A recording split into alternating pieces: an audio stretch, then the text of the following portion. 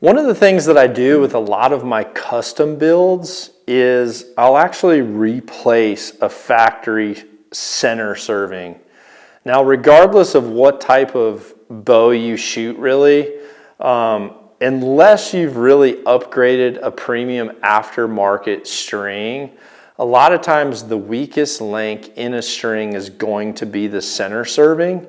And what happens is when these bows get put in a UPS truck, they go somewhere, the strings actually get warm for the first time, and you can sometimes even see that there's excess wax that's like built up on the outside of the strings once they've had some heat and they've been on a shelf for a little bit.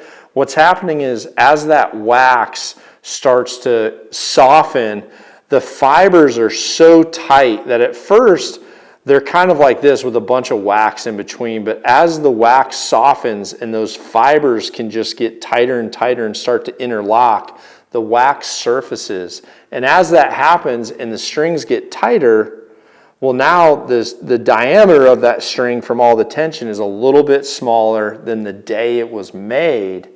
And sometimes those center servings start to loosen. Now, there's certainly some of the bows that I've used in the past that were notorious for having more issues of center serving slip, is what I always called it. So just if I know I'm building a bow for someone that's shooting a lot of arrows, I'll just always replace that center serving. And if you look at your center serving and see that you're starting to have separation in there, then this video is perfect for you because it's how to replace a center serving. But I do want to be clear, I personally do like to do it. Whenever someone buys a stock bow with a stock string and cable, regardless of the brand, and again, some brands I've actually done really well with my PSE live wires right out of the box for a long period of time, but the reality is someone that's sitting there making a string every couple minutes of the day, if their hands are ever tired and they don't tighten something up for one little center serving, that might be yours. You don't know. So I like to replace that because if anything moves in here, everything moves everywhere else. So what I'll do first is I'll remove the center serving. You got to be careful with that. I'll normally take a semi-sharp blade, kind of lay it on the string and just slide it into that serving and just try to cut that very first strand if you can. Again, this is something you do not want to do wrong, or you're going to end up having a whole string that's cut, and that sucks. So just try to get that first strand cut if possible. And the way that I tie center servings actually makes this process down the road so much easier. Right there, and now I cut it. Okay, so there we go. I'm gonna pretty much unravel this center serving all the way off, and then I will show you how to do this yourself. All right, the first thing I like to do is mark my string where I want it to be. Now, you normally want your center serving below the pivot point of the grip. This is where the factory one was there. I'm actually going to go just a little bit lower, make a mark right there. And then above, you kind of want to stop just above if you have a cable guard that's above this. But you want to give about 2 inches at least above where your nocking point would be. So I'm actually going to go right there. So there's my 2 marks. Okay, so first I mark. The next thing I'm going to do is I'm going to go ahead and serve this. So this is a knock-on serving tool. This is our serving material that we offer on the website. And this is, well, you can't see it, but this is 0.21 is what I'm using on this particular bow. So what I'm going to do first is you want to make sure your tension is about tight enough to where if you're pulling, you're able to get that to move smoothly without like cutting your hand. So I'm pulling that. It's taking a few pounds of pressure to move. That's perfect. So I'm going to go just on the bottom side of my mark. Okay, and I've got the serving tool on the opposite side of the string that I'm standing. So from there, I'm going to hold this, I'm calling this the tail. I'm going to hold the tail, and I'm going to wrap this clockwise a few times, just like that. Okay, that's about 4 or 5 times. Now what I'm going to do is I'm going to pull this tail back towards the center, and I'm going to pull it tight, get all the slack out, and I'm going to lay this tail back towards the center of the bow. And as I do that, I'm going to start to continue my serving. Now you may find that you need to pull this and just start these first couple wraps like this. If your tension is too tight, then this piece here will just keep spinning. So again, sometimes just pulling a little bit of slack out and getting that first couple rows started is critical.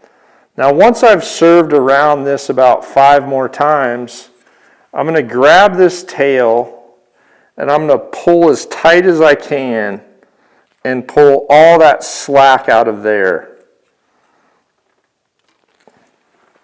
Now I'm going to wrap the tail around my fingers as best I can so that I can always have solid tension on this tail towards the center.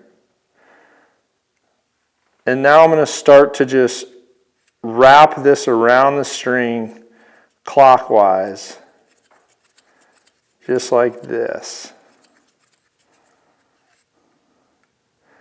Now what I'm looking for here is I'm looking for a tension that when I'm turning this, the string starts to turn, but before it turns all the way, the spool is coming undone and giving me serving. So I'm not twisting the string or untwisting the string. It's tight as it can get without causing me to change how the string is twisted. The other thing you'll see as I'm going here is when your tension is solid, you can see here where it starts to turn shiny. And you can see that it's actually tight enough and taut enough to where it has that sheen. Versus down here where it was hand tight, you can see it's not as sheen. Okay, and that's ultimately what our goal is. And you can always tighten this a little bit clockwise to increase your tension. As much tension as you can have on this is going to be important, but you don't want to change the twists in the strings. Now all I'm doing here is I'm pushing with my middle finger and then bringing my thumb under to grab it. And then a lot of times I'll push there,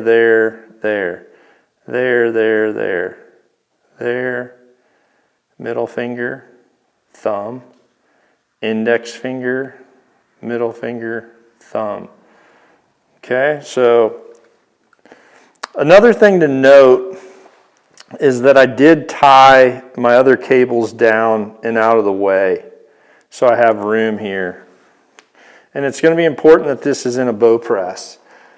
The string is tight. Don't press the bow too much. You just want to make sure it's held in place. Okay, so I'm going to go ahead and keep going in one continual movement. I don't want to keep starting and stopping just because it does give you slight little inconsistencies in your serving. Now I am pulling this string a little bit towards me in order to give me clearance here.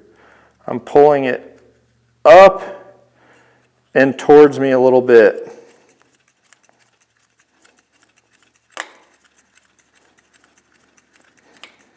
Now where my thumb is right here was my mark of where I'm going to stop. And when I get about an inch away from that, and when I know that I'm above where my nocking points and my D-loop will be tied, when I'm above that, I can actually go ahead and remove this tail now.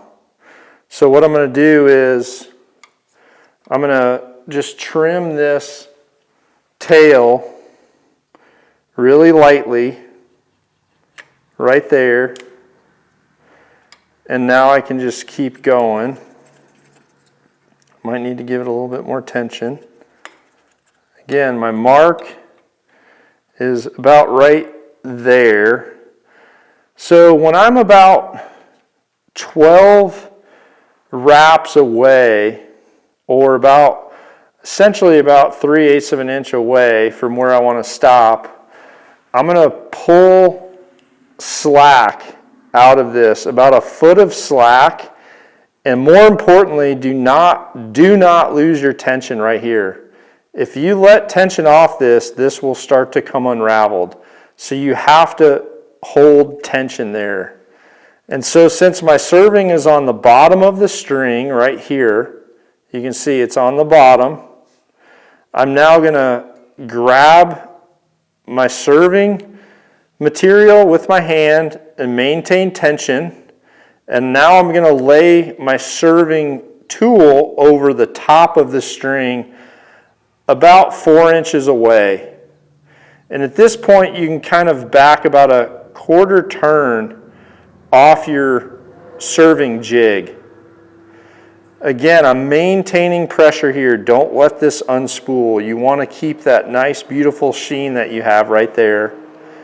Now I'm actually going to take this serving jig and I'm going to serve towards the center for 12 wraps. 1, 2, 3, 4, 5, 6, 7, 8, 9, 10, 11, 12. I'm going to pull some extra slack and I'm going to lay it towards the center once again, this tail. Now we have a new tail. I'm going to hold this with my finger where the tail is underneath that previous wrap that's right there. I'm holding tension, and now I'm going to wrap. I'm going to pull tight and wrap. And as I'm wrapping clockwise here, I'm undoing my serving here. So this is what's called a back serve. Pull, wrap, wrap, pull. This is imperative that it is tight. This is the reason we've done all this, is so that our serving tension is as tight as possible. All right, now you can grab this whole piece here and you can pull this through. Keep your thumb here so that this doesn't come undone, and pull it tight. Just like that. Pulling it tight. And now all we have to do is trim. Roll this around, burn that little tab, and just like that we have a perfect center serving. And because of how we started it, now if we ever need to replace this over time, where we had the 5 wraps and then laid the tail into the center, now we have that little piece right there that's easy to cut, and the rest can come undone for us.